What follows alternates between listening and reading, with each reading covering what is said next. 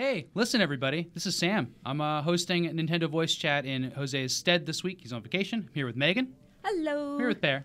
Hey. I'm here with Jared Petty. Hi. Welcome to Nintendo Voice Chat, everybody. It's been a long time for me. I used to host the show, so it's good to be back.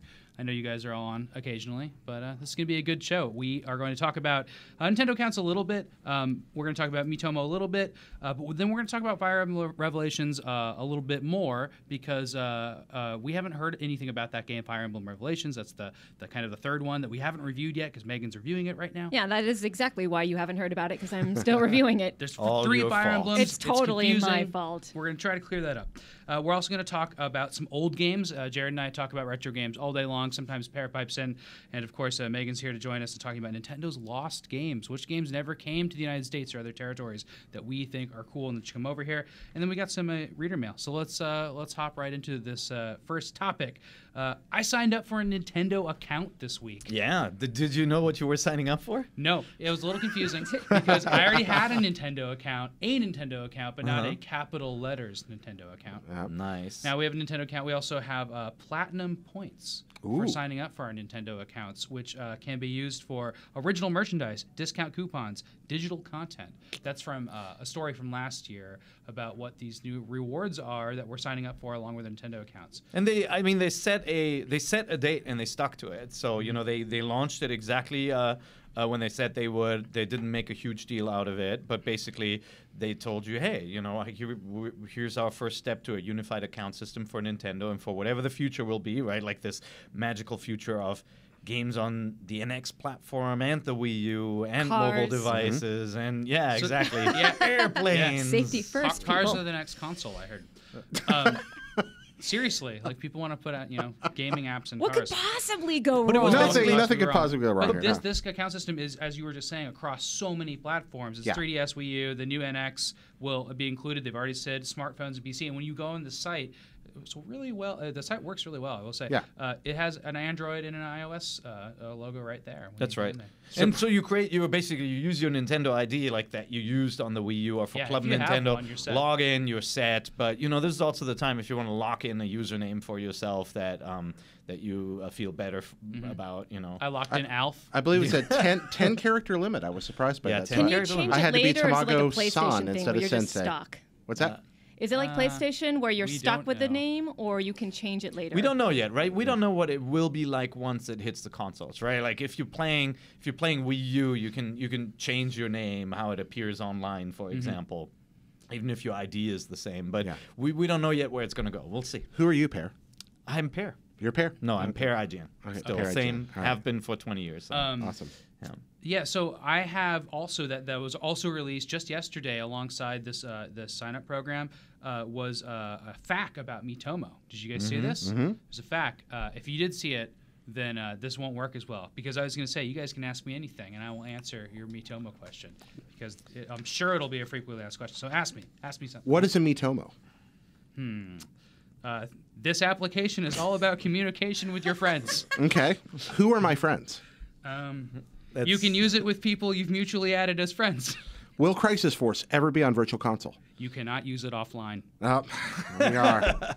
But this is, the fact kind of confirmed some of the stuff we talked about on NVC before, and that is Miitomo will not be a kind of traditional Nintendo video game. It is absolutely a communication app for friends. When we first heard about it, immediately we thought, oh, this is Nintendo's attempt to have people on subways in Tokyo connect, right? Like the Street Pass is not Street Pass for phones. It is absolutely not Street Pass for phones. This is closer to a Snapchat. It sounds like but Pick the chat yeah. plus. Speaking of Snapchat, we have an awesome Snapchat feed on. What do you call it? Not a feed, a channel. It's an edition. An yeah. edition. If you go on Snapchat and swipe over to the editions, IGN's is so cool. It's programmed with unique stuff every day. There's so much Nintendo stuff. Get that Snapchat. Get Snapchat if you want to see. If you Nintendo think stuff. you know what it is, it's not like a Twitter feed where it's kind of posts that promote our content. It's custom content created for it. So, for example, on Valentine's Day, we created an animation of Mario and Peach, and it has all this kind of you can't see it 8-bit on IGN artwork. either. Yeah, It's we really don't cool. we don't post it anywhere else usually. So it's a really cool thing to look at.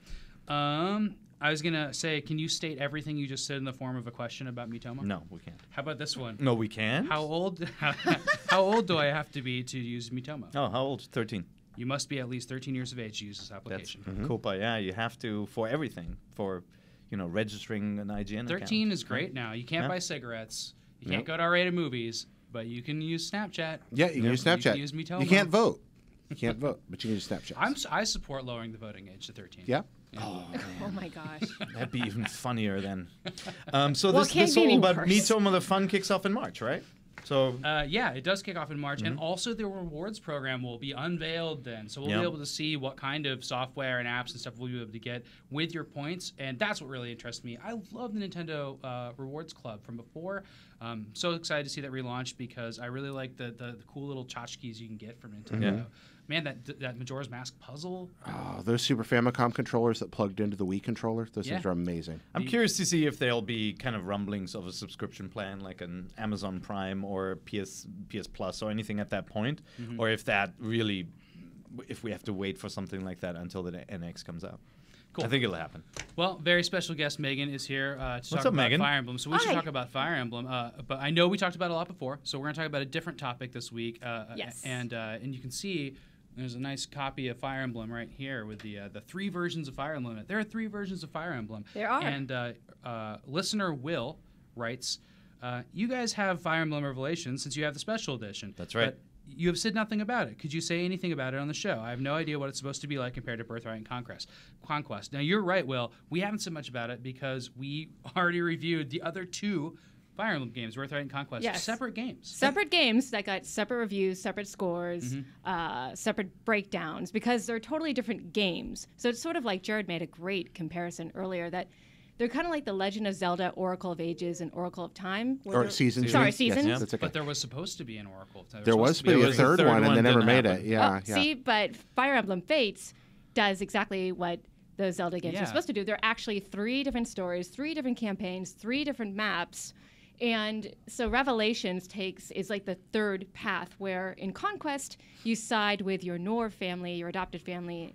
In Birthright, you side with your Hoshido, your blood family. But now you have this third path. Frankly, they're jerks.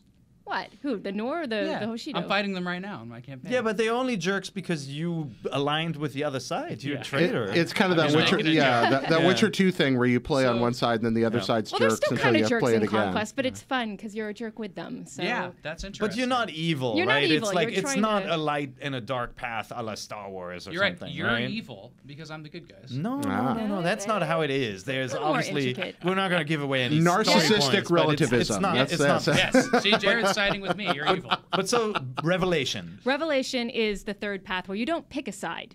Now everybody hates you.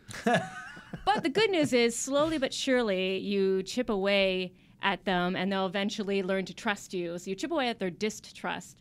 You get them distrust. I can't speak today. It's okay. Sorry. It's okay. And you now can have soldiers from Nor and Hoshido join your ranks to have this huge, super awesome army where they can all interact. They can all have support ranks together. There are new, really cool maps. I just finished a map where you have to seize a fort, but you're in this really dark cave, so you don't know what's around the corner. So you can only go so many map tiles in, and then you have to stop, and then enemies will pop up at you, and you don't know what the type of enemies that pop up at you until you make your move. So there's a lot of crazy strategy. So that's explain involved. though. So there's crossover between Birthright and Conquest, right? Where certain characters like Azura will be on your team no matter what from the get go, right? Yeah. Like Or there's, Kaze there's or some Silas. characters you encounter in the quest who will join your team who are from the other side. So there's crossover. But what's different about this, and so far from what you've seen, and why when you have the special edition, by the way, it sold out so fast. A lot of people are frustrated that they couldn't get it. Hopefully on launch day there will be some in stores that you can nab, because that's the nicest way to own it, I think. Yeah, but it's the easiest way to own it. and you can play it now versus having to wait for the DLC, right? Yeah, which But like, comes out March 10th, I but believe. why does the game recommend playing Revelation last, right? Like when you start it, it says story-based? yeah. Well, yeah, because Revelations actually is the true story path. So it assumes a little bit that you've already played Conquest and Birthright. It does. Yeah. And so, Based I mean, on the story. yeah, based on the story. So, like in the special edition, you can play it first, but the game's like, you really don't want to do that. There's spoilers for the other two, and it won't make as much sense. Right. Okay. Now, So in typical Fire Emblem, it's kind of the difficulty is sort of tougher, and you've got to be kidding.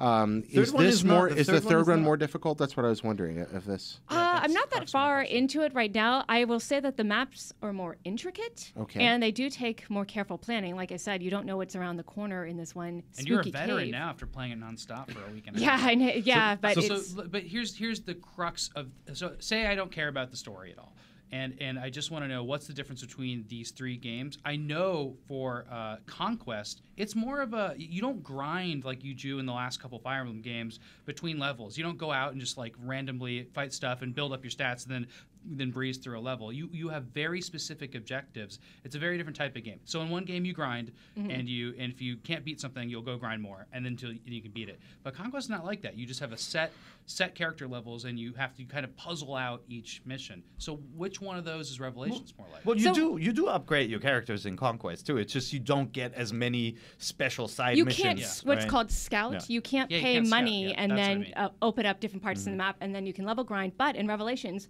you still can. So the maps are harder and more intricate, Okay. but you still have the opportunity to So go level it's grind. more Okay. like Awakening, because Birthright because is mostly Birthright most is like like Awakening. Birthright And is it the more sounds like straightforward Revelations, too. one. Conquest is a more challenging one, and so far Revelations seems to strike a balance between them, where the maps are more difficult and intricate, but you have the opportunity to level grind and recruit Neat. people from both sides. Which means Conquest is definitely the hardest one. Like if you play on default difficulty, obviously all three versions you can up or lower the difficulty. And by the way, you can start on hard, and then if it's too hard, you bring it down. You just can't bring it back up after you play a mission and save. But yeah, it's supposed to be Birthright is supposed to be the perfect point of entry. Yeah. Very much like Awakening. But Conquest it's not a is baby supposed game. to. It's as no, hard as no, you no. want. It has a it's- difficulty It's curve. exactly like Awakening. It's Well, just you- a different type of Fire Emblem. You can play it on Lunatic Classic mode, and it will kick your ass. I mean, I reset the game so many times. I lost count, and I'm Me playing too. on hard. LR start, LR start. Yeah, LR start, and you go back to the main menu. Is that a cheat code for restarting? It's. I don't think Short- they it's a ever. shortcut Do to- they ever say that in the manual? I we'll don't put think that they in do. No, they your, don't, cheat but space. It's Yeah, a we should. classic. Discovered Every, it, like yeah. if Yeah. you've played Fire Emblem before, you know that's the best way to restart. But so yeah, Revelation is supposed to be in the middle. Like it's fair. It's not as hard as Conquest, but they still recommend playing this one third. And you know the reason is because you get elements of both storylines combined that could be spoiled if you played it first. Cool. So I'm going to go out and buy a copy of Fire Emblem this weekend. I can't get the special edition. It's sold out. Which one should I get? Well, it depends on your playstyle. Are you new to the series and not very comfortable with tactical RPGs? Then you want to go with Birthright. If you're looking for a challenge and something you haven't seen before that's different and really just the maps are more intricate and there are more waves of enemies and stuff like that, then I would get Conquest. Yeah. And another way to phrase that is if you loved Awakening, maybe Conquest is too different for you. It's not. It's a little bit more constricted. Yeah. At the same time, if you felt like But it's a lot more unique. if you Yes, felt like it's if you were craving for more of a challenge after Awakening, and you just finished Awakening, Conquest is different. Like my personal take is, if you're a fan of Awakening, you played it when it first came out, or you played it even last year, go with Birthright. You're gonna play the other one anyway, right? Like the campaign is like, what is the campaign? It's like 40 hours. It's a good 40 hours, right? It's I'd so, say it's so Birthright. long if you grind and Yeah. stuff. Like Well, I've you- already put in 10 hours. I'm only on like Yeah, and chapter there are 11 out of DLC 27. packs. There are other things you can, DLC packs span all three editions. You can download them and do more stuff. You can do Street Pass. You can do more battles. Like, there's lots to do. But let's say it's good 40 hours for the campaign. And then you move on to Conquest. And, like, if you buy the physical edition of Birthright, and it's $40 in the US, then $20 gets you each one of the other versions, right? When Revelation is out. So it's the same price as the special edition. You don't get the fancy little 3DS sock and the art book, but it's an equal value as far as gameplay goes. Yeah, there's no conspiracy to try to get more money out of people. It's just the way they divided it up. Yeah. Plus, the special edition, you get more goodies. So it's worth getting if you can get it. There should be a digital special edition. I think that would be the way to go with this. I Like think just to that'd be lock you in from the get-go. Yeah. It's a season pass, basically, right? Yeah, but Fallout just raised the price of their season pass, and they said, but until March, you'll still get to lock in at your original price if you get it right now. There's like I don't know. I keep thinking of like the the Ticketmaster approach. It's sort of like buying tickets for a con before and after a certain day. They're usually different prices. I think it's kind of the same thing there. Okay, so that's really interesting, and you'll have a review of Revelations in the next couple days, or Yes, something it like that? should be. Hopefully, it'll go up Monday afternoon, So look for it. That's The great. video and written review. 3 Fire Emblem reviews. That's 3 Fire yeah, Emblem many reviews. games to Are play. you, from there. are you gravitating towards the same characters as in your previous playthroughs, or are you picking different characters to champion? I'm trying to pick different characters. I want to see how they mesh on the battlefield and what their support rank conversations are. Yeah, Because I think yeah, it's yeah. a cool opportunity to have, like, I don't know, Xander from one side and Ryoma. Yep. If they ever get into my party, I have no idea. I'm not far enough in the game. But wouldn't it be cool to see conversations between the two and then see how Get their them married. skills, oh my gosh, that'd be great. And then have their personal skills, like how do their skills complement each other on the battlefield? Like what can they do for each other? Yeah. And that's what I'm most looking forward to is, playing Revelation and then saying, all right, how different will the offspring be when I pair, different characters So you're together? just doing- Obviously, they're kind of templates for them, but my daughter is playing Birthright, and she paired the same 2 characters, but the offspring has different hair color because of her Right. avatar, so it's really, really cool. love You're doing like Fire Emblem shipping, like that's kind of your setup there. Yep. Just But like the cool thing about Revelations is that it opens up a whole floodgate of opportunities to sort of mix and match and experiment on and off the battlefield with all these different characters who are going to join your party. So that's a really cool reason to get Revelations after you finish either Birthright or Conquest or both. Cool. All right, Jared, I have a question for you. oh, Do you remember when you were a little kid, I do sit in front of your NES for I do. hours on end, indeed. playing Fire Emblem? No, I don't. That I don't remember. But it came out on Famicom. I do remember being an old man sitting in a living room in Japan playing Fire Emblem on my Famicom, but I was in my 30s. Yes. Yeah. So we're going to talk about Nintendo's lost games in America and generally in Europe. These are games that Nintendo completed, put out. They might have been really good or just kind of crazy, but they definitely never came here. And they never came here for a variety of reasons. And Jared and I and Per kind of put up a little top 10 list of these games. So it's not about games that were in development changed this and first got one. canceled like Jungle Emperor Leo. This is about completed games that have come out in Japan and in some cases Europe, right? That we never saw here. Yeah, in some Yeah. cases, they're quite surprising that they never came out here. The first one is a quick edit I just made because we were talking about it just ahead of the podcast. A Zelda game that never came out here. Yeah, the Satellaview Zelda and Wait, hold on. It's called Zelda BS. which right there. That's seriously like Well, what it's known as. okay. In Japan, BS did not mean bull. It's BS is broadcast satellite, right? This Right. was a game created for the Satellaview broadcast system where you actually, this was really early downloadable content via satellite television. It's a recreation of The Legend of Zelda in Super Nintendo graphics Yeah. with a bunch of extra stuff. And there's some close ports of it on ROM. You can play it illegally now. There's just no way to play it in the But original way. you can only sort of play it because there were actually live broadcasts Yeah. going on. That Of were dungeons, there was a right? person telling you what to do. Time, Yeah, with you're right. timers and everything. And yeah. so there was everybody sat down at the same time to play their game, and you can't replicate that. There's no emulator for the human being that was on the other end, sort of game mastering an entire Yeah. nation playing Zelda. So cool. Yeah, so that's a really cool thing. It was, yeah, and you've seen, Microsoft try this concept later, right, with on Xbox Live, having people compete at the same time. It was basically the live show equivalent for video games, and this was really early. I mean, this was in the 90s, right? Yeah. On the Super Famicom. When I lived in Japan, it was going on. I saw commercials for it all the time. I didn't have so cool. I didn't have the Satellaview hookup either, and I don't think many people did. was I think pricey. I think it was a failure. It was pricey, but it was really interesting. And Nintendo kind of saw that concept and then tried it again with the 6040D, where they also had some sort of live element, but it also failed. Yeah, So- you don't find a lot of Satellaviews in stores there when you're looking at old retro stuff. You just don't see a lot of them. That game, though, was beautiful. Well, it doesn't work anymore. Man. Like, you can't use right, it. no, but I don't think there were ever that many of them out there. Is what I mean. You don't find them around. But, man, looking at that game, just look at screenshots. It is a beautiful, It's beautiful. That game. was the final thing I was going to say about it, is that it's a Super Nintendo, nicely rendered version of The Legend of Zelda Link for to the the most Past part. looking. And it looks like Link to the Past. It's a little bit different, and just they made those sprites and assets and stuff. It'd just be cool to have a remake of The Legend of Zelda. I would That'd be great. love to see them pay homage to this and try to recreate these games in some sort of collection. Obviously, it would be a lot of work to salvage this kind of code and make it work. But it's just such a cool oddity, man. I'd love to see it come number out. 9, far end of a spectrum, game that Jared's played, and I know you played a little bit of it, right? Yeah. Disaster Day of Crisis. Yeah, for the Wii. I was living in Japan actually when this game was new, and Disaster is like if Monolith Soft made a Michael Bay movie.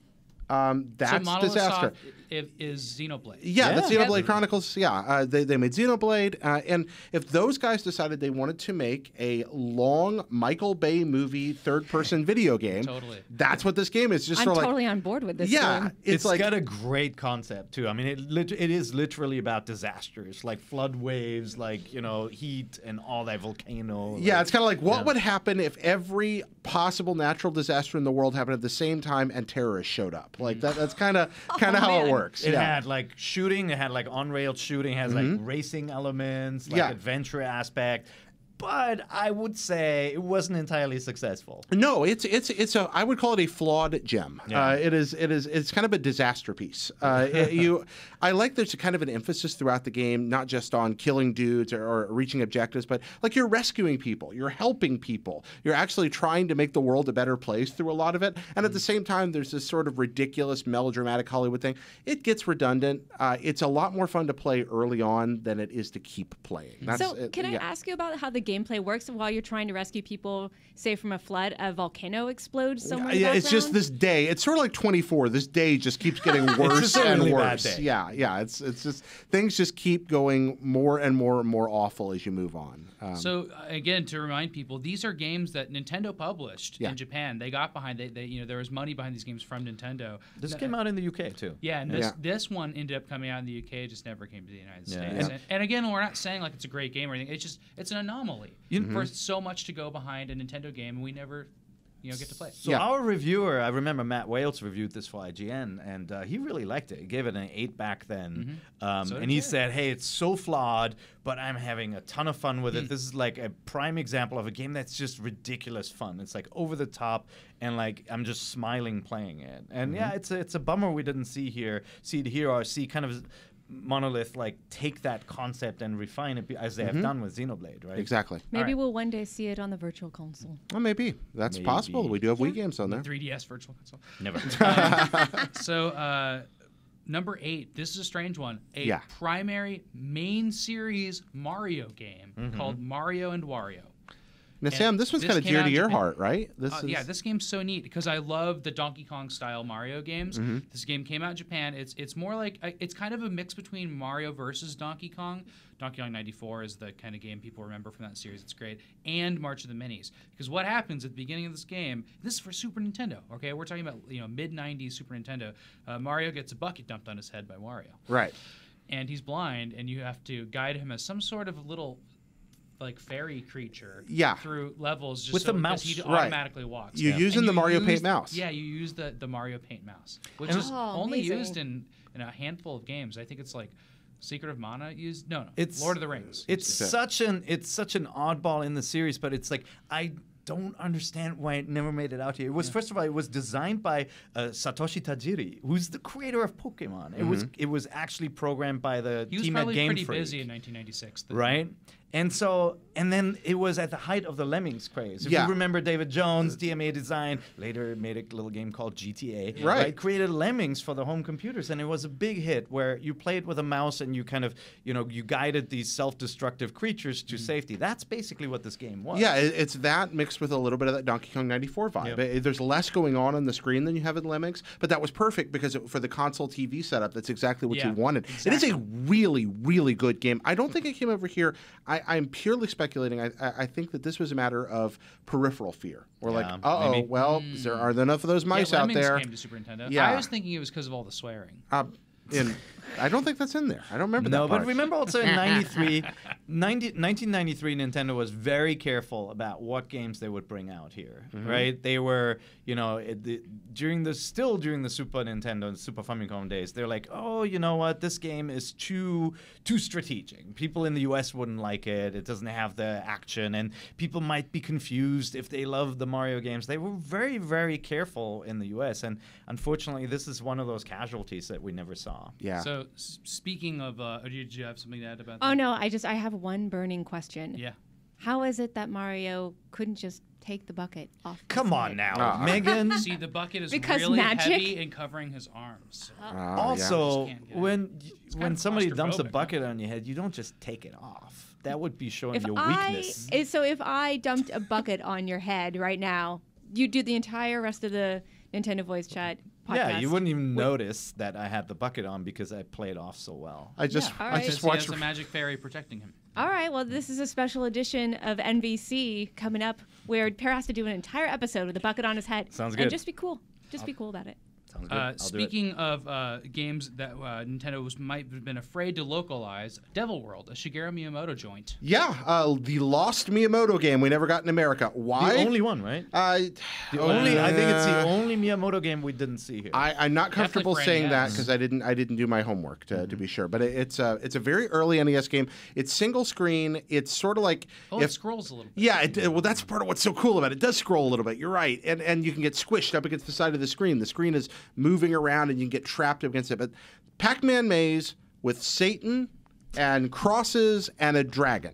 That fairly summarizes it pretty well. Nintendo of America has always been reluctant. Well, I guess not as much anymore, but decades ago they were reluctant to put any games out with any religious imagery in them. Yeah. And that meant that even games like Castlevania had religious imagery stripped from them. Yeah. This game has, it's called Devil World. It has like kind of a gargoyle like demon at the top, but it has like the collectible munchy pellets that you get are like crosses. Yeah, and you so collect Bibles too. Yeah, you and, pick up and, Bibles. Yeah, you push you get the cross power ups and everything. So the imagery is there, but it's not like if you see it with today's eyes, you look at it and you kind of chuckle, It's right? innocuous. Like Yeah. the removal of crossing in Castlevania was ridiculous because Dracula and vampires are just associated with crosses. This game was weird because like it doesn't look like it's religious or anti-religious in any way. It just looks like this cutesy, like it's got a dragon called Tamagon for Christ's sakes, right? But a little puzzle bobble dragon. Yeah, but on top of going beyond that, it's a really good game. Yeah. It doesn't look all that great when you're looking at it. You're like, well, it's just a Pac-Man clone. It's really not. It plays in a very different pacing than Pac-Man. Yeah, very and slow and deliberate, like not fast action. yeah, very right? thoughtful. Strategy. But you're reacting. You're strategic. But Yeah. but it's just exciting enough to keep you feeling a little tense. And when you feel that edge of the screen coming close and something's coming from the other way, it can get really tense. It's funny now. If you go into some of the Smash Brothers games, you'll see trophies from Devil World, right? So A you'll lot of these show it. games. You'll see it show up. It's actually surprising that this hasn't come out. It did come out in Europe in '87. So Did it really? It did. Yeah, people I've in never Europe seen an know NES it's copy of it. I'll have to pick one of those. not up. here. A PAL NES version. Okay, number 6, very strange game, also localization challenged, Captain Rainbow. Now we've talked about this on NBC. Do you know this before, one, back in Megan? my day. No, I don't. Oh my god. This isn't like Choaniki or whatever that. no, Okay. Yeah. Oh, wait, I'm Yeah. not far off. No, close. Okay. Yeah. almost as weird. Yeah, Captain Rainbow is a game that I'm so glad it exists, but I wish it were actually more playable. My Japanese is terrible, but I've stumbled through some of Captain Rainbow, and it's an island of Nintendo misfit toys. You know, it's like they're D-list Nintendo characters all living together. It's the B and- team, yeah. Yeah, and it's really funny what's going on, but it plays sort of like a weird exploratory adventure game. It's a little too slow paced sometimes. The humor's very quirky. It's just like a big psychedelic in-joke. Yeah. Yeah. And like there's characters in it you wouldn't expect, obviously because they're B characters, but like Little Mac is in it. Absolutely. Birdo's- Or Birdo. Birdo figures prominently. Yeah, There's with some really weird Birdo material Yeah. in that game. Yeah, Birdo, and there was confusion, right, in the manual whether Birdo is male or female, and so the developer Skip, who are completely wacko. They made Giftopia too, which only came out in Europe and Japan. It plays with that, right? Like Birdo uses a like female restroom, like the women's restroom gets in trouble because nobody knows whether Birdo is actually female. Like it has all these weird themes in it, if I remember correctly, and then just Is Tingle in it? I don't remember Tingle showing up in it. If Tingle's in it, I've forgotten about it. But Captain Rainbow it's sort of like those movies you find on YouTube that nobody cares about anymore. If Nintendo had made a movie that ended up on YouTube, it would be Captain Rainbow. Yeah. That's how I feel about it. Like, it's just it's complete craziness. I mean, I looking at it, I understand why it didn't come out here, especially at the time and kind of like if you think about the audience that console had, it was not the kind of like this is a Wii import. Game. The Wii it did not have that kind of import audience. Like on the Vita, people would have said this is crazy and awesome. On the Wii, people would have been like, what is this, right? Yeah. Especially since This it is had at the Nintendo height of the logo on Wii's it. popularity. Too. Yeah. All right, number 5, we got Fire Emblem, Shadow Dragon, and the Blade of Light. This is one of So the good. prototypes for what we know as today the tactical RPG. Yeah. Like we were doing some research on tactical RPGs today, and they go back to we saw Ultima has like a tactical RPG. Ultima Fight 3 has Scene a 3. tactical combat system that's a lot like Fire Emblem. Yeah, that's and then where there's this- a couple Japanese games, but then this became a kind of congealed into a type of RPG series with Fire Emblem. Like this is that important, and it came out in 1990 in Japan. Yeah. Unheard of in the United States. Like I remember playing Smash Brothers. I mean, who are these characters? I have no idea who these characters are. Yeah, the first American game I remember playing that was anything like Fire Emblem after that those Ultima fight scenes in Ultima 3 or 4 was probably Shining Force, which was on Genesis. Yeah, up till then. So Fire Emblem, you go back to it and play it on the Famicom, and it is impressive even now. It is. They're so playable. All games in that series. And I didn't play Fire Emblem. It's one of my favorite series now, but I didn't play it until '94 when the Super NES, the Super Famicom edition came out in Japan. And that game actually has the entire campaign from the first one in it. So it has a dual campaign, right? You've got this new quest and you've got Sounds the familiar. classic one. Yeah, it sounds very familiar. But only one price, which, to be fair, was like $100 back then. Yeah. It was like 9,800 yen or something. Well, So- Fire Emblem was a hit. It was a big hit. Oh, in it was Japan, really big. which makes it just so inexplicable to me that it never was even attempted for an American audience. It's also, I think there was some internal wrestling going on with that series too. Shozo Kaga, the original creator, left Nintendo and he created Tearing Saga, and there was some back and forth. Like Nintendo and him definitely weren't great friends, and so there was this break after Torakia, Thracia, after the Super Famicom game. There was this break, and so I think even Nintendo didn't know what to do with it. And I covered the Nintendo 64 back in the 90s, right?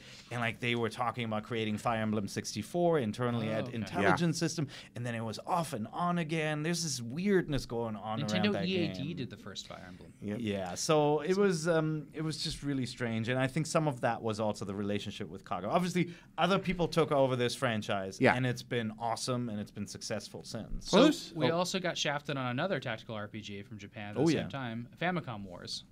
What is that? So Famicom Wars, you might know as Advance Wars. Yeah. And one of the best things about owning a Japanese Wii was the opportunity to go back and play Japanese Virtual Console games that don't come out here. And Famicom Wars was on there, so that's how I first got to experience that.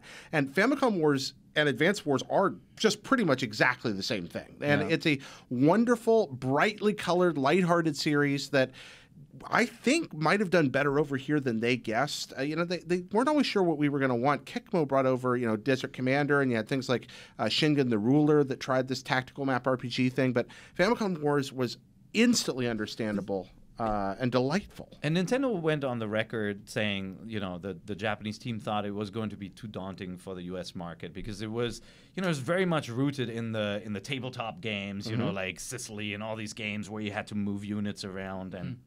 I'm just surprised they could throw their weight behind like Final Fantasy. There was such a huge push to get Final Fantasy out here, and but Final Warriors. Fantasy was much more. It was much more dynamic. This was literally chess with armies, right? Also, Final Fantasy, Chess I think we've with heard that armies. Final Fantasy wasn't theirs, and there was a difference between Square failing with something they published and them failing with something they developed and published good point. internally. Yeah. I think they were willing to let Square take a risk that they didn't want to. It was fool literally with. called Final Fantasy Yeah. because it was supposed to be their final game. And Nintendo Square. published it over here, but it was still Square's game, and It's really interesting because the title of this is one of the few franchises where the name of the game changes from platform to platform. Yeah. There was Yeah. Game Boy Wars. I think the Game Boy Advance one in Japan was actually Game Boy Wars Advanced. And then it became Advance Wars, and the entire franchise became Advance Wars here. And we haven't seen a game since what, like 2008. Yeah, Days that of weird Ruin. kind of darker Days of Ruin one. Yeah. What happened? I These don't games are awesome. You could argue they influenced Fire Emblem, right? Like the 1988 was the first one, I think, before Fire Emblem. give me more. I agree. They I also love these influenced one of the best for those 10 people that own TurboGrafx over here. That's where we got Military Madness. There was a craze of clones for these kinds of games in Japan. Military Madness, which is one of these standout titles in the TurboGrafx in the 16-bit era, came from Famicom Wars. It's a complete ripoff. I want another one. So number 3 on our list is Mother 3. This is, of course, I feel like we don't even need to get into this. Yeah. But There I've have never been played rumors. the fan There have been translation. new rumors that Mother 3 is going to surface. The sequel to Earthbound on Game Boy Advance. Yeah. It's supposed to have a fan translation that they sold to Nintendo for $1. I can't speak authoritatively on that. I have played the fan translation. It's as good as everybody says. This is one of those games that just like, yes, it's actually as wonderful as all the fans are screaming about it being, and everybody in the world should play it just as a public service to make the human race a better thing. So why not then bring it over on like Virtual Console or something like that? Like There's- why I think it's has the it- localization so much. The localization is some, but also the man who wrote the. Okay, well, that's the other thing. The guy who wrote Earthbound, there may be legal issues connected to that. He's a Oh, that makes more novelist. He sense. may own the story or parts of the story Jared, I or don't buy character it. elements, and that could make this a little harder. I think for Nintendo, it's just one more project, and I feel like they were just worried that this game wouldn't be worth it, that not enough people would actually purchase it. And like even after there was a petition online with tens of thousands of people signing it, they're like, there are lots of people who are excited for this game. Interesting. Goodbye. Yeah. And it's like there is no excuse. There is no excuse. Yep. Yeah. I guarantee you, if they wanted to, they could make it. They could make it It happen. will. I It agree. will happen. We had an Operation Rainfall. We can have an Operation Snowfall. Yeah, I would never want to encourage anyone to go out and steal games to play them, but go out and steal this game and play it. It's really bad.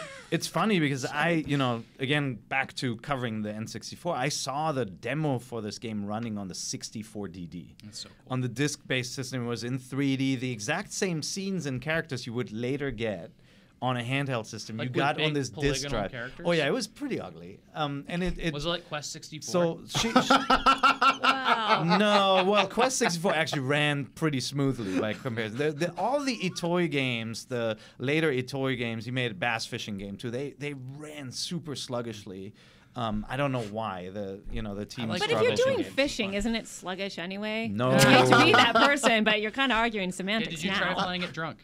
No, I did not. I'm just so glad That's Quest the key 60. to No, but- fishing and fishing games. Both of them. Number 2 on our list is a game that Jared has talked about. I think you've slipped in a reference Is in it- every game scoop we've ever Is been it on. safe Yeah. to bring this up? Isn't Jared just going to go off? I watched I'll be a good boy. about 10 minutes of this game today. I've still never played it. This is a Street Fighter-like game about robots called Joy Mecha Fight that Yep. came out for the E NES. Came out for the Famicom in Japan. The sorry, NES the never Famicom. released here.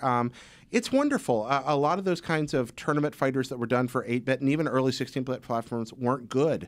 Some people think that this one gets too much attention because it's been ignored. No, it's actually a really good fighting game. Some people think it's too much attention. Yeah, I From think so. you around this. Okay, maybe that. When we made our top 125 Nintendo games, this was 126. No, it's good. 28 unique fighters, bright, vibrant arenas, unique movesets, very charming, runs smooth as glass, wonderful single-player mode, unlockables and secrets, great two-player. So they managed to get it to run smoothly, and this is the age of Street Fighter, like being super popular in the arcades, right? But they basically said, we can't do these big sprites, Right. So let's break down the characters into pieces. So you had like this kind of Rayman style, Exactly, right? Like, yeah. like Rayman these- or like Vector Man. Yeah, Really cute like little Rayman pieces. robots. They're so adorable. The characters have a lot of personality. They're very distinct. I keep waiting for the little pink robot to show up in Smash Brothers, and my heart is broken every time. Nintendo's only fighting game character ever is not in their fighting game. But Cloud yeah. from a Yeah, totally different but- franchise. But we never, or there is that. Someday. But we never got it over here, I think, because it was just too late. This came out very, very late in the Famicom's lifespan. It just wasn't worth the money financially to bring it over because nobody would have bought it. Yeah, and that's the issue with Smash Brothers too, right? When they create DLC characters, they want to make sure they're characters that you know, and that's why we haven't seen anyone from Advance Wars or from Joy Mecha Fight. But But that demon hopefully, from Devil World Yeah. was all over the hopefully, place. But- well, only in the trophies arena. But I mean, this is up there with the best first-party Famicom games. It's really, really good. All right, so you keep lobbying for it. Maybe the next Smash Brothers on NX will have it. Yeah. Just All right. call Namco. Number 1 on our list, a game very near and dear to my heart, Dylan Cuthbert and Argonauts pre-Star Fox game for Game Boy X. Exu. Such a cool game. It's a beautiful, polygonal, fully 3D Game Boy game drawn in lines. I'm a sucker for this. I love old. When you vector say arcade beautiful, games. it's like Sam Claiborne beautiful, though, Yeah. not modern gamer beautiful, It's right? kind of It looks like it's like stripped down polygonal art. It looks really if you're a classic gamer like Elite, like these games that have these vector kind of line graphics, that's what it looked like, right? The thing about it looks like that, and the thing about it is, I've been working on this feature on and off forever that I'm never going to finish about games that shouldn't exist. X should not be possible. A Z80 with 4K of RAM should not be able to do what's happening in this game. Yeah. It's just impossible, and yet it's there and it runs well. I bought X not knowing what it was when I was living in Whoa, Japan. cool. Plugged it into a Game Boy. I bought it for like 100 yen. Plugged it in, and it was like, what is this? And I mean, just it's one of the most technically brilliant video it's more games impressive ever than Star made. Fox, which is pretty impressive. Yes. Wow, It's- I remember playing Star Fox for the first time when I was Yeah. little, and it blew my mind. Can you imagine doing that on a black and white No. Game Boy screen before that? I That's mean, that's crazy. Like, we're talking about it. You see Super Mario Land, you're like, wow, they really screwed up how Mario should be. Yeah. And then this came out 5 years later. It's so interesting because that era really divided audiences. I felt like, you know, you saw games like Virtua Fighter or, you know, or this or Star Fox. Like when my wife saw Star Fox, she's like, oh, this looks like crap, right? Because she was used to seeing the beautiful hand-drawn 2D graphics of other games, and suddenly everything is reduced to geometric shapes. And let's face it, none of those games ran smoothly. X doesn't run smoothly either, right? And It's okay. they created this small viewport That's area true. to Yeah. That's bring true. down, you know, bring it down a little bit and make it run okay. And so that was such an interesting era when games turned polygonal for the first time and got But things you got were wowed reduced by to. them, right? I was blown away like when just I like saw them, whenever yeah. I got like a 3D driving game, I just like stop and look off in the distance and turn around Right. and stuff like Oh, that. like hard driving. You're sitting there like, how is this happening? It's the same kind of thing. Yeah. And then we suddenly, like overnight, we hit Daytona, and you're like, okay, that's it now. You know, now this is the modern age of video games. Yep, no turning back. Cool. Well, that is our list of games that, by all rights, should come to America finally. Little those are late, really yeah. interesting games. I'd love to dig into that topic more. I just think it's really neat that Nintendo got all these resources and made a great game, and then they just swept it under the rug for Western audiences. And you heard us talk. I mean, we mentioned a couple more like Giftopia. There are quite a few games that never made it out to the U.S. because either they were NOA thought they were too weird, or it's just like they were at the cusp of the system switching, right? Like the NES was already old by the time That's a something big like deal. Fire Emblem came out, even in Japan, or Joy right? McAfee, right? That Exactly. was after Street Yeah. Fighter came 2. later. And others they thought would be culturally weird, like the Miho Nakayama Tokimeki High School game. Or, Right, they're right. just like, You had to get a reference to it. Jared bought a Famicom game about a teenage star, preteen star. She was a teen star. Teen star, okay. Still 13? acting. Lives in Paris now. Do you All know right. all that? Does she We'll have know to dig into you're that. following her? No comment. Okay. No comment. All right. But we'd like to hear your comments by emailing us at nvc@ign.com. I have a few great emails from people, so thank you so much for writing us. Let's answer two of these. Question 1. Dear NVC crew, my name is Gus, and I've recently been going back and forth on upgrading to a new 3DS XL. The reason being that my old one had its analog stick fall apart. And the new Fire Emblem That was a Fates well-loved 3DS 3DS. Looks really solid. Yeah, I know. My question is though, what games are there coming out? He's basically asking for the rest of the year to keep him busy, and is there a reason for him to actually just replace his 3DS at this point? And I know we'll have some creative answers for him that are beyond what we already know is coming out, but he also says from IGN's top 100, from IGN's top 25 3DS games, which we just updated, I can say that I've got most of the bigger games already. So that's great news. So my first thing would say like, oh, there's so many games to play that you probably missed, but he didn't miss those games. There's still some good games coming out which you can talk about. But is there a reason now to have a 3DS as like an archival system to play old games, to play virtual console games? I think so. For between the small games like Pushmo that you have there in the 3DS store, the wonderful Virtual Console archive, and there's a few things on the horizon that may yet emerge. If Monster Tail Ultimate ever finally comes together, that right there, Monster Tail was wonderful. Everything they said about Ultimate was the right message. We don't know why that's in limbo, and I'd like to find out, but that's one. There's the most granular pick ever. The Sega 3D Classics game that's coming out is full of weird little games, but they're all done by M2, who does the best emulation in the whole wide world. Yeah, that looks neat. And there's some one like the M2's custom-made version of Phantasy Star 2 is going to be in that pack, which has never been released anywhere except in a weird, obscure compilation. So if you're really into hardcore arcade games, that's going to be a good pickup. And we don't think the 3DS is going away this year necessarily. No, it's not done. NX or anything. I mean, I think there's games in production for the 3DS that are going to be announced soon and are going to be really cool. Yeah, I like if you only look at our top 25, and there's a new version of it up right now, and you're saying, oh, I've got Mario Kart, I got Smash Brothers, I've got Awakening, and you're, I think you're not seeing that behind that list of 25. There are a ton more really good games. We talked about Story of Seasons earlier, right? Like the team that made Harvest Moon broke away. What's the deal with that game? Well, the Story of Seasons is the original Harvest Moon under a different name. So Marvelous Interactive and Flock. I'm blanking on their name right now. I'll get back to that. But Natsume in the U.S. was the Natsume. Thank you. So they actually parted ways, and so one still has a property of Harvest Moon. But the people who originally made Harvest Moon, that you associate that style and that type of gameplay, is now being published under Xseed, I think. Yeah, and so that's like Inafune, like he can create things like Mega Man, but he doesn't own the name Mega Man, like that kind of thing. So basically, Natsume can still make Harvest Moon games, and they got one coming, right? So there's another one of those too, but it's a different developer. What we know as Harvest Moon in the West is actually Bokujo Monogatari, and that's Farm Story, literally translated, and that is now Story of Seasons. So at the very least, you got two franchises on 3DS if you've never played them, and if you dig that kind of Animal Crossing style gameplay that you could explore. Now, as for the new 3DS, right, like upgrading to the next system, there are really only two games, like Xenoblade and Binding of Isaac, that are custom created for this unit, right? Like, if you really have second thoughts, I think owning a working 3DS is a must. Like, there's no question. Yeah. Right? Like but do you feel that way about the original DS at this point? Well, the 3DS will play DS games, so you don't need it. Yeah. Right? But the original DS, I absolutely feel like but there what about are to play lots Game Boy of Advance games. games? Huh?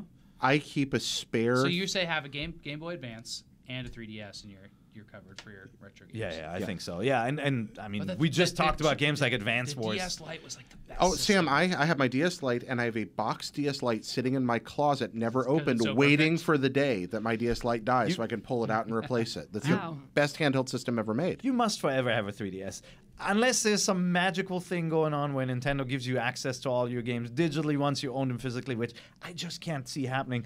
I feel like you need to have these because I still use my Game Boy Micro when I go on trips to play games like Mother 3, right? And like, I feel like the 3DS you can forever go back to. There are tons of downloadable games. You probably haven't tried Box Boy, right? Like games like that. And there's a new Box Boy There's a second coming out, Box Boy coming out. You go back and grab Shovel Knight. You've got Mega Man Legacy Collections about to come out. That's a fantastic package. At least it was on PC. Yeah, there are just so many cool little indie titles too that you could be playing. I think three Fire Emblems and Bravely Second are enough to keep you occupied. And a new Dragon Quest. A new Dragon Quest coming too. He says he's not interested in that, but I think that Dragon Quest VIII, which is one of my favorite JRPGs of all time, if they port it correctly, would definitely be worth everyone's time. It's such a fantastic game. I mean, it's... Wait. Dragon Quest VIII is getting ported to 3DS? Is that what you're saying? It is, isn't I it? thought we were talking about 11. We're talking about Dragon Quest 11. I'm sorry. 11, I went... somewhere else. But actually, 8 might get a DS port as well. I don't remember this, but I was thinking about it. Yeah, I thought Dragon Quest 7 and 8 are being localized. Oh, no, 11 hasn't come. It's not done. It's new. It's a new game. I think we're not done. Yeah, that's right. We didn't get 10. And I think there are lots of games that haven't been localized that are available in Japan that you will see come out here when the going gets tough. So I think you have to have a 3DS that works, not a broken analog node. And man, the new 3DS XL is good, but the new 3DS non-XL is what I got, the Animal Crossing package. I love that system. I think that's, in the running for best handheld after the DS Lite. I just love it. It's so compact. The screen looks better. It's really tracks good. your eyes. It's great. And I don't need the big screens. All right. Question number 2. Hey all, love the podcast. As I'm writing this, I'm happily playing Fire Emblem Awakening for the first time. with a wonderful art style, thoughtful dialogue. And by the way, that's the last Fire Emblem. That's not this new one. Nope. And interesting JRPG mechanics. I wish I picked this up earlier. With this, has there ever been a game you put off for whatever reason, and when finally given a chance to play, only to fall in love with it? And that is from, I cut off your name, I'm so sorry. Harry? Is it? Did you get it? I'm sorry. Harry Loizidis. Yes, there we go. You got it. Thanks, Harry. So this is a topic near and dear to my heart, as I've been playing through Zelda 2 for the first time. Woo! Oh, Wait, really? Adventures of Link. Found that mirror under the table. Yeah. I found the mirror under the table. I'm on the Great Palace. This is the Black Sheep Zelda game. Yeah. I should liked it. never have the time to go back and play it, right?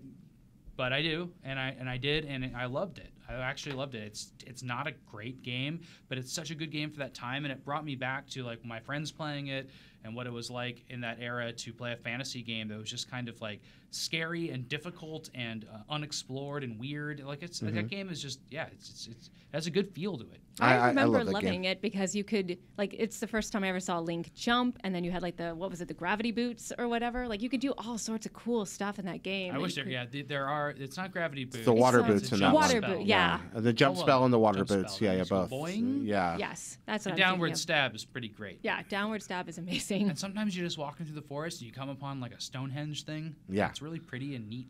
But man, it's a primitive Zelda game. Like it doesn't feel like a big Feels step very different. forward. It's very experimental. The music's great. The combat, I think that you have 7 effective main moves you can do, and every enemy you face can be overcome by those moves, or almost every one, but it's always a different combination. I like Instead that of about a sword, you're armed with a pocket knife. it. There is that. You Yeah. don't have a lot of reach. Very don't- short. Yep. When I was The a master kid, knife.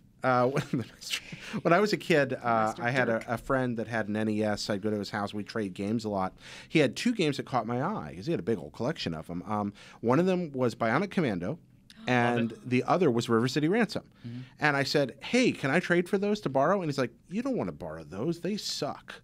And I was like, you don't like this? No, they suck. So I didn't. And like 3 months later. Unfriend. Yeah. Well, I didn't know. I never played them. It's like 3 months later, finally, I'm like, you sure you want to trade? And he's like, well, I don't. You can just take them home. And I took Bionic Commando and River City Ransom home, and I played Bionic Commando, and I decided it sucked because I couldn't jump. That's great. And I almost, and then the next day, I remember I sat down and I was like, well, why not? And I played it a little longer, and 4 hours later, I was well on my way to Hitler. That game it's one of the Master best. D. It's one, You're gonna get a Master D. t-shirt with That's that on it. it. Yeah, Master D. Pardon me, not Hitler.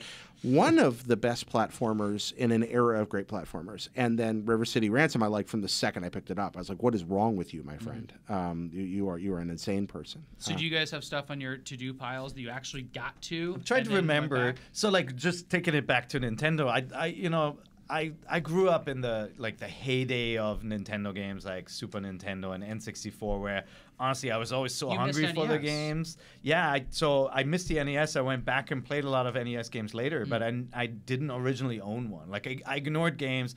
I was playing games on the Atari and Commodore home computers before then. Then went to college and just ignored all that stuff for a while, and then someone hooked me with a Super Famicom, and I went back and just went crazy. But like I would just go nuts the moment I rediscovered discovered how good Nintendo games were. I just get all of them. That's how I discovered Fire Emblem. Like I don't know what this is. It says Nintendo made on it. I'm gonna play it, right? No way. You just picked up on. Oh yeah.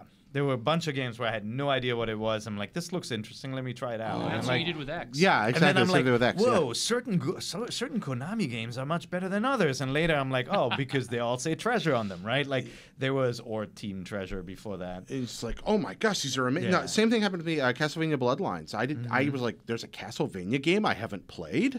What on the Genesis? Huh? And yeah, great and game. There were a couple I had Goemon sitting there for the longest time, and then I played it. I'm like, this is freaking amazing. That's Legend of the Mystical Mystical Ninja. Ninja, Yeah. right? Like, and That has nowadays. big Tanuki balls in it, and it was Oh, of course. localized with the big Tanuki balls, and I don't think they noticed that. Well, like great. I feel It's like great. Tanuki balls thumbs I up. have no are context for that, socially, so socially acceptable now. If you've seen Studio Ghibli's movie, there are Tanuki balls everywhere. Oh so. yeah, they make a boat out of them. Yeah. yeah. They cross See? they cross the river. The children cross the river in the boat made of giant Once Tanuki it's balls. on a statue, it's okay for America, right? Like Yeah. even Like the- you know, like if Yeah, like a classical sculpted Greek it, statues. yeah, then it's okay. In Pokken Tournament, do you think you when can it's- kick him in the Pokeballs? When it's on a person, it's not okay here. Apparently, That's a good point. I think they have a nude statue in Animal Crossing that they let stand. Well, there Yeah. you go. But no, nowadays there are games like I will, you know, it's always October, November is always this horrible time where I do have a family I need to take care of too. So I'll buy games, I'll stock up on your, you know, on your latest shooters and biggest The RPGs, stuff and we then have to vote on for then best like of. Witcher 3 will sit there and I play it. I'm like, this is really cool, but I just don't have the time to play it. And so I go back later. I got 2 Assassin's Creed games that I'm backlogged on. We all need to break our leg or something, You know? so we have to be forced Far to play Cry. games. Far Cry. I have not played the last Far Cry very much, but I love the one before. And so there's this backlog where I keep on saying I'm going to go back to it, but I have very little hope of actually finding the time. What is it I was thinking of? Oh, this is a good one. So I didn't originally play Super Mario RPG back Wow. in the day, and I finally got the opportunity to play it, and I was like, wow, this game is really great. It's really cute and It's like fun. 60 and- hours of game. You got through it all? No, I didn't have that kind of time, but You played enough of it. but I played enough of it to really Did enjoy you get it. to the part where there's like other Nintendo characters and like I think it's in a dream sequence? It's like Samus and stuff in it. I don't remember that. Is that in I there? don't I'm think sure it's so. in I feel there. like I would Am I have crazy? remembered that. No, I don't Okay. think you're crazy, but I don't remember that, so I probably didn't get that far. But I was just really pleasantly surprised because everyone was like, "You've played so many JRPGs, but you haven't played this one." So I think I downloaded it on like Virtual Console and finally got to play it. And I was like, "Hey, it's really cool. I'm really glad that I finally got around to playing this game." So now that you're obviously enjoying Fates a lot, you gave Birthright a 9.4. 9.4, right? Great game. You liked Awakening. I'm assuming you're enjoying Revelation as well. Yes, Would very you much. consider going to back to the Game Boy Advance and playing, you know, the first games that Yeah, came I out in the remember US? I would love to experience those. I think 'cause- that's a great way to experience Fire Emblem and how it evolved into what it is Yeah. today. Because I think that's important. I'd be curious because I think Awakening got big in the US. You know, first of all, it got marketed. It's a really good game. Word of mouth definitely helped it, but it also elevated the relationship feature between the characters much more, right? Whereas like the older ones, they have all the banter and everything, but they don't have the kind of relationship. They don't have the kids. romance They don't have option. the Yeah. kids element, right? Yeah. There's romance. So that was new in Awakening? Yeah, so Yeah. Awakening Yeah. created this whole like build your own army by having people hook up. So I'd be curious to hear like how you liking those older games. Yeah, it'd be interesting because the dating They're sim really good. element, no one wants to admit it, but that's kind of half the fun of Fire Emblem Awakening agree. and Fates. Yeah. It's a I agree. lot of fun, and it's a clever Yeah. gameplay mechanic that loops back into how it affects your strategy on the battlefield. It's the same way that fantastic. Persona managed to kind of steal a good portion of the Social RPG mocha links. doing the same thing. Social Links, links. yeah, It's- same kind of thing. It is understated in the older games. They actually have, you know, the kind of team up features like to buff stats and all that. So some of the games, the early ones didn't, but the later games have that built in. They're really, really good, but they're not quite as deep when it They comes to don't, that. but the combat mechanics of Fire really Emblem good. are so solid and so nuanced and intricate that I feel like I would still enjoy it, even without the dating. And they element. have things like weapons deteriorate in the older games, for example, Yeah, right? and they so you still have to do get in them, Fates, like you have rods to and get stuff them- will still like break. Well, they have Yeah. uses, but like swords actually get worse and worse, so you have to have them reforged. So Right. there are other elements that I think Nintendo thought were too fussy and they wanted to get rid of. Yeah. But yeah, you should check them out. Yeah, but Really that's cool. part of the strategy. That's part of the fun. Is like, all right, my weapon is deteriorating or broke. Now what do I do? It's cool. Do-do-do-do. I hate that sound. Mm-hmm. I just heard it for the first time in my game, and I was like, "Oh, if I remember that sound now." Darn staff broke. All right, that wraps it up for this episode of Nintendo Voice Chat. MVC, you can write us at nvc@ign.com. You can also tweet at all of us, of course. I'm sure you're following us already, but you're at, Petty Comma Jared. Pair IGN. I'm at Samuel_IGN. Megan MEGHAN_IGN. We all post fun stuff all the time. We're fun to follow. Yeah, absolutely do that, and follow at IGN as well. Go play this. Of course. Yeah, and we all, I think, recommend Fire Emblem. Yes. And Jared will go out and play it soon, I'm sure. Yeah, I will. good. I look forward to getting my hands on this. I've just been busy with other stuff recently, but Cool. Well, your beloved host, Jose, will be back next week, and I will see you all soon. Thanks so much for joining us, and I'll see you in hell. Bye-bye.